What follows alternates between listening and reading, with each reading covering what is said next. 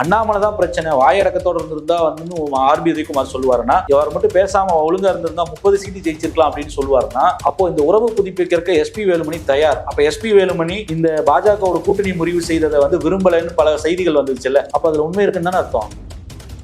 அண்ணாமலையால தான் வந்து இல்லைன்னா வந்து கூட்டணி நல்லா இருந்திருக்கும், 30 சீட்டு ஜெயிச்சுக்கன்னு பேசுறீங்களே, அப்ப நீங்க வந்து பிரச்சாரத்தப்போ சிறுபான்மையினரோட எஸ்டிபிஐ கட்சியோட வந்து மாநாட்டுக்கு போனது, சிறுபான்மையரோட தான் இருக்கோம், பாஜக எங்களுக்கு ஒட்டுரிமை நீ காலத்துக்கும் கிடையாதுன்னு பேசினது, இல்ல நாங்க கொள்கை ரீதியா முடிவெடுத்து தான் வெளியே வந்துட்டோம்னு பேசினது, இப்ப இதெல்லாம் எவ்வளவு பெரிய அயோக்கியத்தனம். அப்ப நீங்க உண்மையிலேயே அப்ப பாஜகவோட அண்டர்ஸ்டாண்டிங்கோட தான் வந்து வெளியில வந்திருக்கீங்க இல்லையா? இப்ப இந்த பேச்சு வர்றதுக்கு காரணம் என்ன? மீண்டும் வந்து மோடி ஆட்சிக்கு வந்துருவாருன்றது தெரியுது இல்ல. இப்ப அவங்க யோசிப்பாங்கல்ல, ஒன்னா சேர்ந்து நின்று ஒரு 30 சீட்டை பிடிச்சிருந்தோம்னா இந்நேரம் நம்ம மினிஸ்டர் ஆயிருக்கலாம், நம்ம ஆட்கள் எல்லாம் போயிருக்கலாம் அப்படின்னு அந்த ஆதங்கம் இருக்கலாம். அப்ப அன்னைக்கு போய் சொன்னாங்க, சிறுபான்மையினரே முஸ்லீம் கிட்டையும் கிறிஸ்டின் கிட்டையும் உங்களுடைய ஓட்டுகள் எல்லாம் வாங்குறதுக்காக, வாக்குல வாங்குறதுக்காக போய் சொன்னேன். நான் வந்து உண்மையிலேயே வந்து பாஜகவோட ரகசிய உறவுல தான் இருந்தோம். தேசிய கட்சியோட கூட்டணி கிடையாதுங்க. தேசிய கட்சியால எந்த நலனும் கிடையாது. நாங்க எந்த தேசிய கட்சியோடும் கிடையாது. மாநில உரிமைகள், தமிழ்நாட்டினுடைய உரிமைகள், நலன் மீட்போம். அப்ப இதெல்லாம் சொன்னதெல்லாம் பொய்யா? ஒருவேளை எஸ்பி வேலுமணி பேசினது, இன்னைக்கு பேசினதோ, நேத்து திரு ஆர்பி உதயகுமார் அவர்கள் பேசினதோ, இதெல்லாம் பார்க்கும் பொழுது அதிமுகவில் வந்து ஒரு கலக குரல் வந்து எடப்பாடி பழனிசாமிக்கு எதிராகவே வந்து உருவாக்கப்படுமா? டிரைப்ஸ் பார்வையாளர்களுக்கு வணக்கம். இந்த நாடாளுமன்ற தேர்தல் முடிவுகள் குறித்து நம்மிடையே விவாதிப்பதற்காக மூத்த பத்திரிகையாளர் திரு கார்த்திகேயன் அவர்கள் நம்மோடு இணைந்துள்ளார். வாருங்கள் அவரோடு உரையாடலாம். சார் வணக்கம். சார் வணக்கம். தமிழ்நாட்டுல திமுக வென்று இருக்குது, அது குறித்து தொடர்ந்து பலரும் பேசிட்டு இருக்காங்க. ஆனா என்னுடைய கேள்வி, இன்றைக்கு முன்னாள் அமைச்சர் எஸ்பி வேலுமணி, நாங்களும் பாஜகவும் இணைந்திருந்தால் 30 இடங்களை தமிழ்நாட்டுல கைப்பற்றி இருப்போம், அண்ணாமலையினுடைய செயல்பாடுகள், அவருடைய நாவடக்கமின்மை, இதனாலதான் இழந்திருக்கிறோம் அப்படின்னு சொல்லிருக்கிறாங்க. ஆனா நாங்கள் பாஜகவை விட்டு, மதவாதத்தை விட்டு வெளியேறி விட்டோம் அப்படின்னு கடந்த காலத்தில் இஸ்லாமியர்கள் மாநாட்டுல போய், எஸ்டிபிஐ மாநாட்டுல எடப்பாடி பேசினாரு. ஆனா இன்னைக்கு அண்ணாமலையாலதான் கெட்டு போச்சு அப்படின்றாங்க. நீங்க என்ன சார் நினைக்கிறீங்க? அந்த அதிமுகவின் மீது இந்த நம்பகத்தன்மை வரல என்று சொன்னோம் இல்லையா? சிறுபான்மையினர் மக்கள் நம்பல, இவங்க பிஜேபி விட்டு வந்துட்டேன்னு சொன்னப்போ, இல்ல இது டிஎம்கேவும் அவருடைய உடன்பிறப்புகளும் வந்து பின்னப்படுற கட்டுக்கதை, நாங்க வந்து சிறுபான்மையின் மக்களோடு தான் இருக்கோம் அப்படின்னு பேசினாங்கல்ல. இப்ப அந்த வாயெல்லாம் எங்க வச்சுப்பாங்க? அந்த மூஞ்சியெல்லாம் எங்க வச்சுப்பாங்க? அண்ணாமலையால தான் வந்து இல்லைன்னா வந்து கூட்டணி நல்லா இருந்திருக்கும், 30 சீட்டு ஜெயிச்சுக்கன்னு பேசுறீங்களே, அப்ப நீங்க வந்து பிரச்சாரத்தப்போ சிறுபான்மையினரோட எஸ்டிபிஐ கட்சியோட வந்து மாநாட்டுக்கு போனது, சிறுபான்மையரோட தான் இருக்கோம், பாஜக எங்களுக்கு ஒட்டுரிமை நீ காலத்துக்கும் கிடையாதுன்னு பேசினது, இல்ல நாங்க கொள்கை ரீதியா முடிவெடுத்து தான் வெளியே வந்துட்டோம்னு பேசினது, அப்ப இதெல்லாம் எவ்வளவு பெரிய அயோக்கியத்தனம். அத்தனையும் பொய் தானே. அப்ப இவர்களுக்கு, அப்ப இந்த வேலுமணி ஆகட்டும் இல்ல அதிமுகவிற்கு அடிப்படையில் பாஜகவோடு போக வேண்டும். அப்ப நீங்க உண்மையிலேயே அப்ப பாஜகவோட அண்டர்ஸ்டாண்டிங்கோட தான் வந்து வெளியில வந்திருக்கீங்க இல்லையா? எதிர்க்கணும்ன்ற உங்களுக்கு என்ன இல்லை, இப்போ எதிர்க்க இப்ப இந்த பேச்சு வர்றதுக்கு காரணம் என்ன? மீண்டும் வந்து மோடி ஆட்சிக்கு வந்துருவாருன்றது தெரியுது இல்ல. இப்ப அவங்க யோசிப்பாங்கல்ல, ஒன்னா சேர்ந்து நின்று ஒரு 30 சீட்டை பிடிச்சிருந்தோம்னா இந்நேரம் நம்ம மினிஸ்டர் ஆயிருக்கலாம், நம்ம ஆட்கள் எல்லாம் போயிருக்கலாம் அப்படின்னு இருக்கலாம், அந்த ஆதங்கம் இருக்கலாம். அப்ப நீங்க வந்து அதை சொல்லுங்க, அந்த எண்ணெயில தான் இருந்தோம், அண்ணாமலையாளர் நீங்க வெளிப்படையா ஒத்துக்கிட்டீங்களே, அப்ப அன்னைக்கு போய் சொன்னாங்க, சிறுபான்மையினரே முஸ்லீம் கிட்டையும் கிறிஸ்டின் கிட்டையும் உங்களுடைய ஓட்டுகள் எல்லாம் வாங்குறதுக்காக, வாக்குகளை வாங்குறதுக்காக போய் சொன்னேன். நான் வந்து உண்மையிலேயே வந்து பாஜகவோட ரகசிய உறவுல தான் இருந்தோம் அப்படின்னு திமுக சொல்றது உண்மைதான், எங்களுக்கு பாஜகவோட கருத்து ரீதியா முரண் எல்லாம் கிடையாது அப்படின்னு ஒத்துக்குங்க. அதுதான் உண்மை. இப்போ உதயகுமாரும் அதே தான் சொன்னாரு, நாவடக்கம் இல்லாதனாலதான் இன்னைக்கு இப்படி ஆயிருச்சு. அப்போ நீங்க வந்து போட்ட தீர்மானத்துல அண்ணாமலையால தான் பிரியறன்னு சொன்னது மட்டும்தான் உண்மை இல்லையா? அப்ப கொள்கை ரீதியா எந்த முரணும் கிடையாது. அப்ப இப்படி ஏதாவது தொடர போறீங்க. அப்ப இன்னைக்கு ஸ்டாண்டு வந்து பாஜகவிற்கும் அதிமுகவுக்கும் உறவில்லாத காரணம் அண்ணாமலை தான். இப்ப அண்ணாமலை போயிட்டாருன்னா வந்து மீண்டும் அதிமுக பாஜகவோட உறவை புதுப்பிச்சுக்கும், அதான அர்த்தம். இல்ல அததான் சொல்ல வர்றீங்க. இப்ப கூட நீங்க வந்து அண்ணாமலையை நகர்த்திட்டீங்கன்னா இப்ப அதிமுகவுக்கு சீட்டு கிடையாது, அதனால அவங்களுக்கு தேவையில்லை, பாஜகவுக்கு அதிமுகவுடைய தேவையே கிடையாது. ஆனால் 2026 வருது, கூட்டணி ஆட்சி அமைய போதும்னு சொல்லி போட்டு பேட்டி கொடுக்குறாரு. அண்ணாமலை கூட்டணி ஆட்சி யாரோட அமையணும்னு சொல்லுவாரு. திமுக சேர்க்க போறதுல இன்றைய சூழல்ல அட்லீஸ்ட் இப்ப இன்றைக்கு அவங்க இருக்கிற கூட்டணியும் அந்த நம்பர்ஸை தொட முடியாது, கொடுக்க முடியாது. அப்போ நீங்க இருக்கக்கூடிய பாஜக கூட்டணி ஆட்சி அமைக்கும் 2026 அண்ணாமலை சொல்வாருன்னா, அப்ப அதிமுக தான் அவர் குறிப்பிடுறாரு நம்ம எடுத்துக்கலாமா? திமுக சீண்ட போறதில்லை இப்போதைக்கு, அட்லீஸ்ட் அவர்களுக்கும் தேவையில்லை, உங்களுக்கும் தேவையில்லை. அப்ப அதிமுகவுக்கு வந்து அண்ணாமலை தான் பிரச்சனைனா, அப்போ ஒருவேளை அண்ணாமலை வந்து இல்லை அப்படின்னா அதிமுகவும் பாஜகவும் மீண்டும் ஒண்ணு சேருன்றதான் அர்த்தம். அப்ப இவர்கள் எவ்வளவு பெரிய போலித்தனமாக வந்து ஒரு பிரச்சாரத்தை செஞ்சிருக்கு அதிமுகன்றதான் அர்த்தம் அது. அப்ப பாஜகவுக்கு இவர்களோட ரகசிய உறவு இருக்கு, இவர்கள் வந்து முழுமையாக கூட்டணியை முறிச்சு கொள்ளவில்லை அப்படின்னு சொல்லி முதலமைச்சர் ஸ்டாலினோ திமுக இந்தியா கூட்டணி தலைவர்கள் பேசுனது இருக்குல்ல, திருமாவளவன் பேசுனது, இடதுசாரிகள் பேசுனது, அப்ப உண்மைன்னு ஆயிடுச்சு இல்ல? கண்டிப்பா இல்ல. இப்ப அவங்கள பேச்சல்ல இருந்து தெரியற விஷயம் என்னன்னா, இப்ப அண்ணாமலை அது ஒரு பக்கம், நான் இன்னொன்னு நம்ம வந்து ஒரு 10 எடுத்திருந்தா கூட இந்நேரம் நம்ம அங்க போய் அந்த ஆதங்கம் இருக்கு. ஆனா 10 நீங்களும் பாஜகவை சேர்த்து எனக்கு அதுல அடிப்படையில ஒரு சந்தேகம் இருக்கு. பல இடங்கள்ல வந்து இவங்களோட வாக்குகளை கூட்டி இருந்தா ஒரு 10-15 சீட்டு வந்திருக்கும் அப்படின்னு எல்லாரும் சொல்றாங்க. என்னுடைய கேள்வி, இவர்கள் 2 பேரையும் வந்து சேர்ந்திருந்தாங்கன்னா அதிமுக இப்ப பெற்ற வாக்குகள் வரும்ன்றது என்ன உறுதி? அதுதான் மக்கள் அந்த காரணத்துக்காக தான் அதிமுகவை தொடர்ந்து.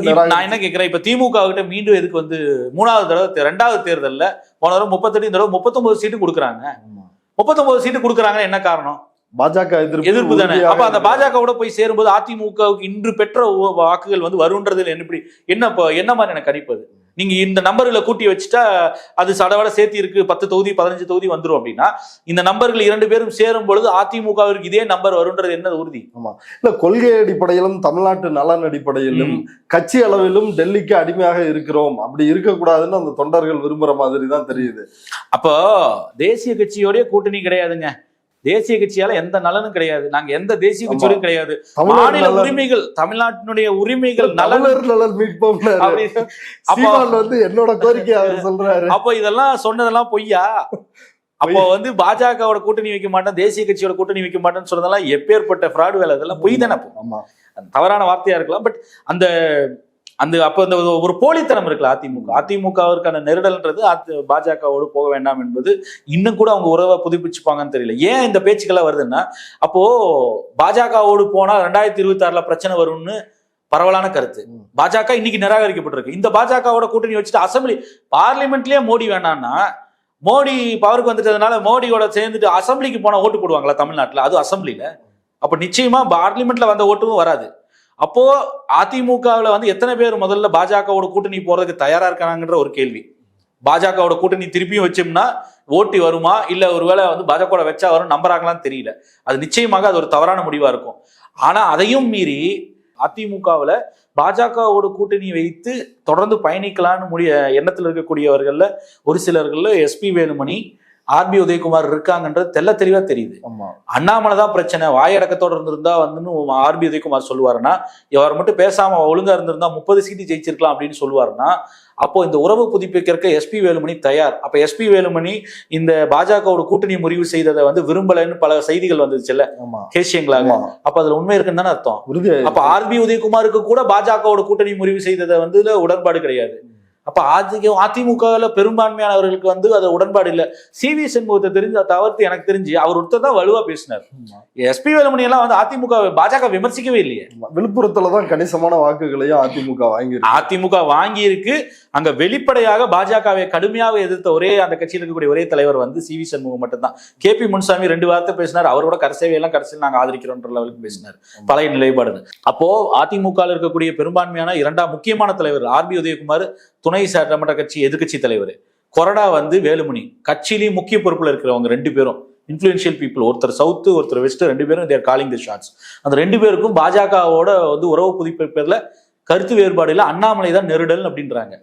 அப்ப இத்தனை நாள் வந்து பல வந்து ரூமரா வெளியே வந்தது, பாஜகவில் வந்து உறவு முறிச்சதுக்கு உடன்பாடு இல்லை, எஸ்பி வேலுமணிக்கு மன வருத்தம்னு சொன்னது, அண்ணாமலை தான் இந்த கூட்டணியை முறிச்சதுக்கு காரணம் எல்லாரையும் கூப்பிட்டாரு, ஆனா எடப்பாடி நிராகரிச்சிட்டாரு. அது எல்லாம் வந்து கதை. உண்மையில வந்து என்னன்னா அண்ணாமலையால வந்து சேரலான்னு, ஒருவேளை அண்ணாமலை ஸ்கேப் கோட் ஆக்கிட்டு இவங்க எல்லாத்தையும் அந்த இது பண்ண பாக்குறாங்களான்னு தெரியல. பட் அண்ணாமலை மேல தவறு இருக்கு. அவர் தான் முதல் பேசினார். அதற்கப்புறம் எதிர்வினையை வந்து அதிமுக காட்டினதுக்கு அப்புறம் தான் அந்த பிரச்சனை விரிசல் பெருசாகி வந்து உடைச்சு வெளியில வர்றாங்க. ஆனால் இவர்கள் மீண்டும் உறவை புதுப்பிக்கிறதுக்கு தயாரா இருக்காரு எஸ்பி வேலுமணி அப்படிங்கும் பொழுது, ஆர்பி உதயகுமார்ன்ற பொழுது இன்னொரு காரணம் இருக்கு. அது வெறும் அரசியல் காரணமா மட்டும் இருக்காது. மத்தியில டெல்லியில திரும்பி ஆட்சிக்கு வந்துடுறாங்கல்ல, இப்ப வந்து இடி சிபிஐ எல்லாம் மனசுல வந்து போகுமா இல்லையா? அப்போ அந்த பிரச்சனைகள் இருக்கு, அது கூட காரணமா இருக்கலாம். இப்படி எடப்பாடி தரப்பில் இருப்பவர்கள் முக்கிய தலைவர்களே இப்படி பாஜகவிற்கு சாஃப்ட் கார்னரோட நடந்துக்கிறாங்க, ஒரு கள்ள கூட்டணியில் இருக்கிறாங்க அப்படின்னு கொள்கை அளவுல புரிஞ்சுக்க முடியுது. இன்னொரு புறம் டிடிவி தினகரன், OPS இவங்க எல்லாருமே அவங்களும் பாஜகவோட நேரடியாவே கூட்டணியில இருக்கிறாங்க. இப்ப தேர்தல் முடிந்த உடனே சசிகலாவும் சரி ஓபிஎஸும் சரி நம்ம பழசெல்லாம் மறந்துடலாம், ஒண்ணு சேரணும்னு அறிக்கை விடுறாங்க. இப்ப இது ஒண்ணு சேருவதற்கு வாய்ப்பு இருக்கிறதா? இது அதிமுகவோட எதிர்காலம் தான் என்ன? தமிழ்நாட்டு நல்ல ஒண்ணு சேர மாட்டாருன்னு தான் நினைக்கிறேன் அதிமுக. அதுவும் வந்து அம்மையார் சசிகலா அவர்களுக்கு என்ன பொலிட்டிக்கல் ரெலவன்ஸ் இன்னைக்கு இருக்குதுங்க? அவங்கள திருப்பி உள்ள கொண்டு வந்து அவங்கள முன்னிலைப்படுத்துறதுனால என்ன கெயின் இருக்கு? எடப்பாடியே அவரோட ஆக்டிவிட்டிஸே பொலிட்டிக்கல் ரிலவன்ஸா இல்லாம எடப்பாடி பெரும் பின்னடைவை சந்திச்சிருக்காரு. அவங்க போட்ட வேட்பாளர்கள் பலவீனமான வேட்பாளர்கள். அப்பவே சொல்லப்பட்டது கேட்டா ஜனநாயக முறைப்படையில் இளைஞர்களுக்கு புதிய ஆட்களுக்கு வாய்ப்பு கொடுத்தாங்கன்னு எல்லாரும் வந்து சப்பக்கட்டு கட்டினாங்க. ஆனால் உண்மையில வந்து இதுல எதிர்பார்த்த ஒரு ரிசல்ட் தான். இன்னொரு 5% பெற்றிருக்கலாமோ இல்ல இன்னும் கொஞ்சம் சேர்த்து பெற்றிருக்கலாம்.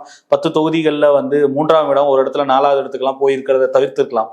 ஆனால் இந்த பின்னடைவுன்றது பெரிய பின்னடைவு எடப்பாடிக்கு, அதுல மாற்று கருத்து இல்லை. ஆனா நான் கேட்கக்கூடிய கேள்வி, இப்போ ஓபிஎஸ் திருப்பி உள்ள கொண்டு வர்றதுனால இல்ல இவரை டிடிவி தினகரனோ இல்ல சசிகலா உள்ள கொண்டு வர்றதுனால என்ன பெரிய வந்து இது வந்துட போகுது? மேபி அவங்க உள்ள வந்துட்டு என்ன பண்ணுவாங்கன்னா எடப்பாடியோட பொசிஷனை தான் சேலஞ்ச் பண்ணுவாங்க. இப்ப டெல்லியில வேற அதிகாரம் பாஜக இருக்குன்னா சந்திரபாபு நாயுடு அதிமுக டிஸ்டர்ப் பண்றதெல்லாம் வந்து தலையிடலாம் மாட்டாரு, ஒரு அளவுக்கு தான் பாப்பாரு அவரு. அண்ணாமலை ஏற்கனவே சொல்லியிருந்தாரு, தேனியில சொல்லியிருந்தாரு, எழுதி வச்சுக்கோங்க, ஜூன் 4ஆம் தேதிக்கு அப்புறம் அதிமுக மாற்றம் நடக்கும்னாரு. அண்ணாமலை இவருக்கு டிடிவி தினகரன் கிட்ட போகணும்னாரு, ஓபிஎஸ் கிட்ட போகணும்னாரு. சரி, இதெல்லாம் வந்து எந்த அளவுக்கு சாத்தியப்படுத்த போறாங்கன்னு தெரியல. ஒருவேளை வந்து நேற்று எஸ்பி வேலுமணி பேசினதோ இன்னைக்கு பேசினதோ நேற்று திரு ஆர்பி உதயகுமார் அவர்கள் பேசினதோ இதெல்லாம் பார்க்கும் பொழுது அதிமுகவில் வந்து ஒரு கலக குரல் வந்து எடப்பாடி பழனிசாமிக்கு எதிராகவே வந்து உருவாக்கப்படுமா அப்படின்னு தெரியல. ஆனால் எஸ்பி வேலுமணி வந்து எந்த சூழ்நிலையும் இன்னைக்கு அவர் பேசுவது கூட இபிஎஸ் அவர்களை தான் பிரதானப்படுத்தி பேசுறாரு. அதனால வந்து முதல் குற்றி போக மாட்டாரு அப்படின்னு நான் நினைக்கிறேன். ஆனா நிச்சயமா ஒரு பின்னடைவு இருக்கு, ஒரு அதிருப்தி இருக்கு, நாங்கள் தொடர்ந்து தோல்வியை சந்திக்கிறோன்ற ஒரு நிலை இருக்கு. ஆனால் இவர்கள் சேருவதனால பெரிய ஒரு மாற்றம், சின்ன மாற்றம் வரலாம். ஆனால் இப்ப திருப்பி வந்து ஓபிஎஸ் என்னவா இருக்க போறாருங்க அதிமுகல? ஒரு ஒன்றிணைந்த அதிமுக என்னவா இருப்பாரு? அவர் வந்து என்ன கேட்பாரு? நான் வந்து துணை பொதுச் செயலாளர் இருக்கேன்னு ஒத்துக்கு போறாரா? நான் பொதுச் செயலாளர்னு கேட்பாரு. அந்த அம்மா வந்து சசிகலா அவங்க வந்து நான் தான் பொதுச் செயலாளர், ரொம்ப காலமா நான் கேஸ் வேற வச்சிருக்கேன், நான் தான்.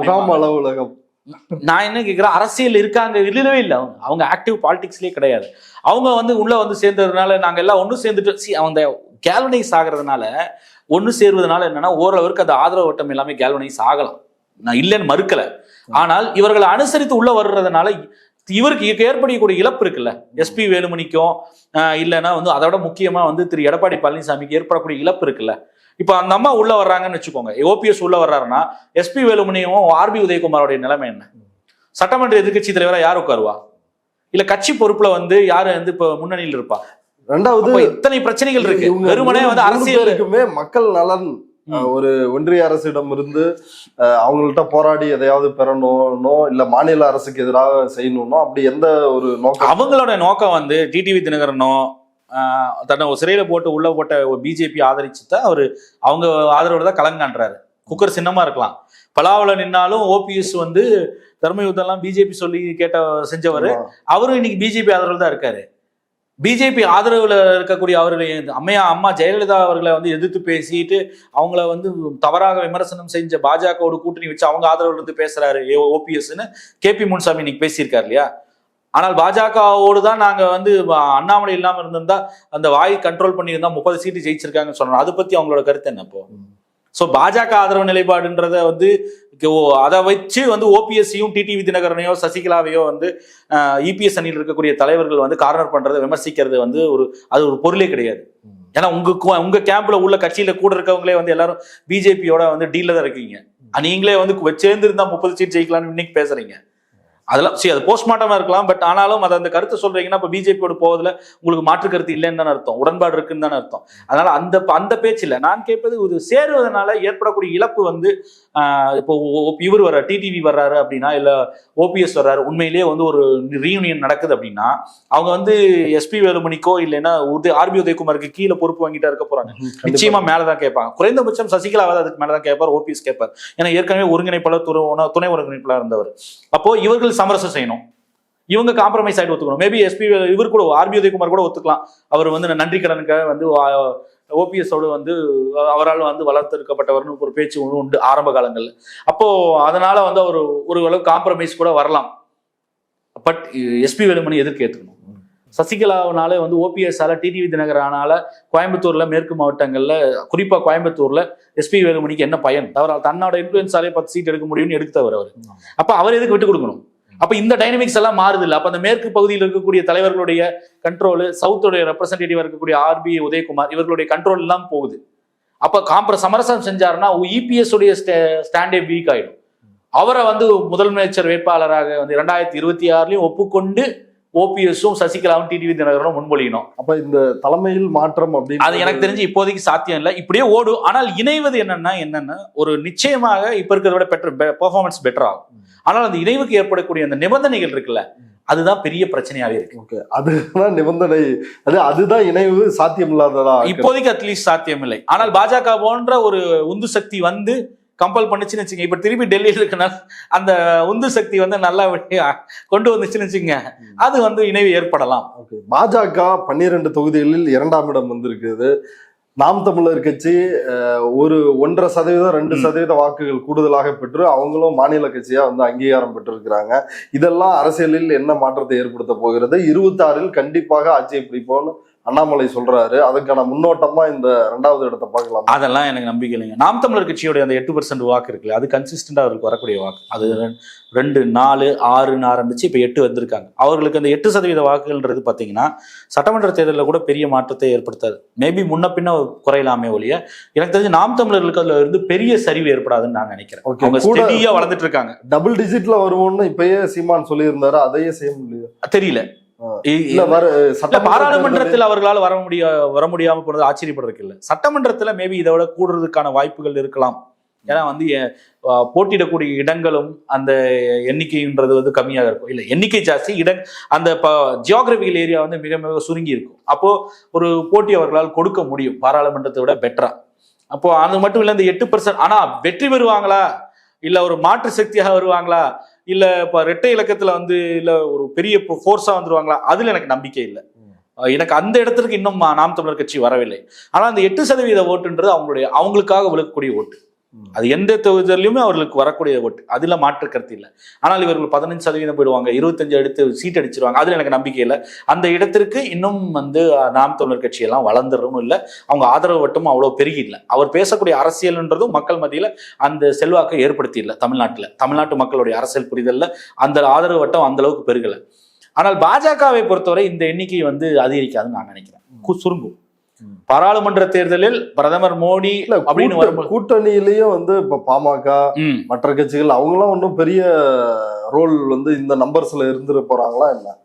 நிச்சயமா நீங்க வந்து பாமகவுடைய ஆதரவு இல்லாம என்ன வேலூர்லயும் அரக்கோணத்துல எல்லாம் ஓட்டு வந்துருமா? திருவள்ளூர்ல வாங்கின ஓட்டு, வேலூர்ல வாங்கின ஓட்டு, வேலூர்ல ஏசி சண்முக தாமரையில் தான் நின்னாரு. அப்போ அந்த இடத்துல இப்போ திருவள்ளூர்ல நின்ன ஓட்டு பொன்பால கணபதி ஆகட்டும், இல்ல அரக்கோணத்துல நின்ன இடத்துல அங்கெல்லாம் வந்து பாலு நின்னார் இல்லையா? பாலுவாவது அட்லீஸ்ட் பாமக கேண்டிடேட். அப்போ திருவள்ளூர்ல இருந்த ஓட்டு பொன் பாலகணபதிக்கோ இல்ல ஏசி சண்முகத்துக்கோ கிடைச்ச ஓட்டுகள்லாம் இருக்குல்ல, இல்ல மித்த இடத்துல பாமக செல்வாக்கான இடத்துல வந்து கிடைச்ச ஓட்டுகள் இருக்குல்ல, இந்த ஓட்டுகள்லாம் வந்து பாமக இல்ல, அவங்க ஆதரவு இல்லாம கொஞ்சமாவது அவர்களுக்கு வந்திருக்காதா? பெரிய அளவுக்கு வருதோ இல்லையோ, கொஞ்சமாவது வந்திருக்கணும் இல்ல? நிச்சயமா அந்த பாமகனுடைய 10-11% வாக்குகள் பாஜக பெற்று இருக்குது அப்படின்றதையும் ஒரு இறுதியானதா எடுத்துக்க முடியாது. இல்ல எனக்கு தெரிஞ்சு அது சட்டமன்ற தேர்தல், இது பாராளுமன்ற தேர்தலுக்கு இவ்வளவுங்க. சட்டமன்ற தேர்தல் வரும்பொழுது பாராளுமன்றத்திலே நிராகரிக்கப்பட்டிருக்கு. நீங்க ஓரளவுக்கு ஒப்பீட்டளவு சென்ற முறையை விட வந்து நீங்க ஒரு 2-3% ஏறி இருக்கீங்க, இல்லன்னு மறுக்கல. ஆனால் பாராளுமன்ற தேர்தலில் இருக்கக்கூடியது வந்து சட்டமன்ற தேர்தலில் ரெப்ளிகேட் ஆகும்னு நினைக்காதீங்க. பாராளுமன்ற தேர்தலை விட பாராளுமன்ற தேர்தலே பெரும்பான்மையான மக்கள் தமிழ்நாட்டில் உங்களை ரிஜெக்ட் தான் பண்றாங்க. 10 தொகுதியில 2வது இடம் வாங்கினதை தான் நீங்க பெருமையா பேசிட்டு இருக்கீங்க. சில இடங்கள்ல மார்ஜின் டைட்டா இருக்கலாம், ஒரு முன்ன பின்ன இருக்கலாம். ஆனால் அவர்கள் பெரிய அளவுக்கு மார்ஜினை குறைச்சி ரொம்ப நெருங்கி போன இடம் பாத்தீங்கன்னா தர்மபுரி பாமக ஓட்டு. இல்ல வந்து ஒரே ஒரு இடம் அவர்கள் வந்து கன்சால்டேஷன் அவர்களுக்கு வந்து அவர்கள் வழக்கமாக இருக்கக்கூடிய கன்னியாகுமரியை தவிர்த்து நீங்க பாத்தீங்கன்னா திருநெல்வேலி இல்ல கோவை, இந்த பகுதிகளை தவிர்த்து வேற எங்கேயும் பெரிய அளவிற்கு வந்து ஓட்டுகள் வந்து ரொம்ப நெருக்கிட்டுலாம் வந்துடல. பழைய நிலைமையில தான் இருக்கு. கொஞ்சம் இன்க்ரீஸ் ஆயிருக்கு, அது இல்லைன்னு நம்ம அதெல்லாம் தவறு, அதை நம்ம ஒப்புக்கொள்ளாம இருப்பது தவறு, அது கலையதா இருக்கும். ஆனால் இந்த எண்ணிக்கை வந்து இதே மாதிரி பாராளுமன்றத்துக்கு இருந்து அது சட்டமன்றத்துக்கு போகும்னு நினைக்க கூடாது. பாராளுமன்றத்தில் டெல்லியில ஆட்சி அமைக்கக்கூடியது பிரதமர் மோடி ஆட்சி அமைக்க வேண்டும் இல்லைன்ற ஒரு ஆட்சி அப்படின்னு அந்த வலது இதற்கு வந்து ஆதரவாக வரக்கூடிய ஓட்டுகள், பாமக ஆதரவு ஓட்டுகள் எல்லாம் சேர்த்தி தான் இது. நீங்க வெறும் பாமகவை டிஸ்கவுண்ட் பண்ணிட்டு இது எத்தனையுமே பிஜேபிக்கு வந்த ஓட்டு அப்படின்னு சொன்னீங்கன்னா அது நம்ப முடியாது. பட் இந்த ஓட்டு வந்து சட்டமன்றத்துக்குன்னு வரும்பொழுது, இங்கே நிராகரிக்கப்படும் போது, சட்டமன்றத்தில் வரும்போது இந்த திராவிட கட்சிகளோட இருதுருவ அரசியல் இருக்குல்ல, அங்க வந்து பாஜக வந்து இன்னும் பின்னுக்கு போயிடும். அங்கெல்லாம் இந்த மாதிரி எல்லாம் வராது. ஏன் பாராளுமன்றத்துல சென்ற முறை கூட தான் இதே மாதிரி தான் ஆச்சு. அதிமுக வந்து பெரிய பின்னடைவை வந்து கன்னியாகுமரியில சந்திச்சது இல்லையா? ஏன் வந்து அதுக்கப்புறம் நடக்கிற சட்டமன்ற தேர்தல் ஒண்ணுமே பண்ண முடியுது? ஏன் வாங்க முடியறது இல்லை? அதான் கேட்குறேன். அப்போ சட்டமன்ற தேர்தல்னு வரும்பொழுது உங்களுக்கு அங்கே ஒரு பின்னடைவு நிச்சயமாக உருவாகுது. அந்த பின்னடைவை வந்து மீண்டும் வந்து அதை நம்ம பார்க்க தான் போறோம் 2026. ஸோ அந்த 10%ன்றது இன்னும் ஜாஸ்தியாகும். மேபி அவங்க உழைப்பை போட்டு பெரிய அளவுக்கு அரசியல் ரீதியாக வந்து பணி செஞ்சு ஏதாவது பண்ணினாங்களா, மக்கள்கிட்ட நம்பகத்தன்மையை ஏற்படுத்தி அக்செப்டபிலிட்டி வந்து ஏற்புத்தன்மை வந்தா கூடலாம். ஆனால் அப்படியே இருந்தாலும் கூட இந்த நம்பி எண்ணிக்கை வந்து பாராளுமன்றத்தில் இருக்கக்கூடிய எண்ணிக்கை சட்டமன்றத்தில் பாஜகவுக்கு வரும்ன்றதுல எனக்கு பெரிய நம்பிக்கை இல்லை. ஓகே சார், இவ்வளவு நேரம் நம்முடைய பார்வையாளர்களுக்காக நேரத்தை ஒதுக்கி கருத்துக்களை பகிர்ந்துட்டதுக்கு ரொம்ப நன்றி சார். நன்றி.